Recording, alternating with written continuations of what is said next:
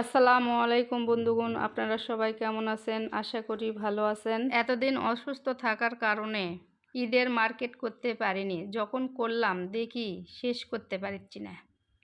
রোজা শেষের দিকে হওয়ার কারণে আমার মেয়ের ড্রেস পাচ্ছিলাম না। অনেক খোঁজাখুঁজি করার পর আমার মেয়ের ড্রেসগুলো পেলাম। এটা আমার শাশুড়ির শাড়ি, শ্বশুরের লুঙ্গি, তারপর আমার মার বাবার লুঙ্গি আর শাড়ি আছে। মোটামুটি পরিবারের সকলের জন্যই কেনাকাটা শেষ করলাম। এটা আমার ছোট জার জন্য একটাই যা, তার জন্য একটা 3 পিস কিনলাম। ছেলের জন্য প্যান্ট, গেঞ্জি, পাঞ্জাবি, ছেলের বাবার জন্য পাঞ্জাবি, ট্রাউজার, প্যান্ট, শার্ট, জুতা, অনেক কিছু।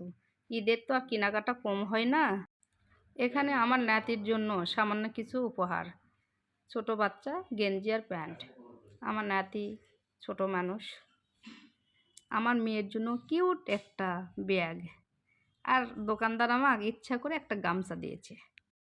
ঈদের এত কিছু কিনলাম, আর জুতা কিনবো না? এই জন্য পরিবারের সকলের জন্য জুতা। পায়ে পায়ে জুতায় আমার পরিবারের অংশ হয়ে গেছে।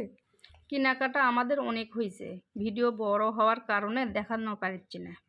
তার কারণে আমি আন্তরিকভাবে দুঃখিত। আজ এই পর্যন্তই।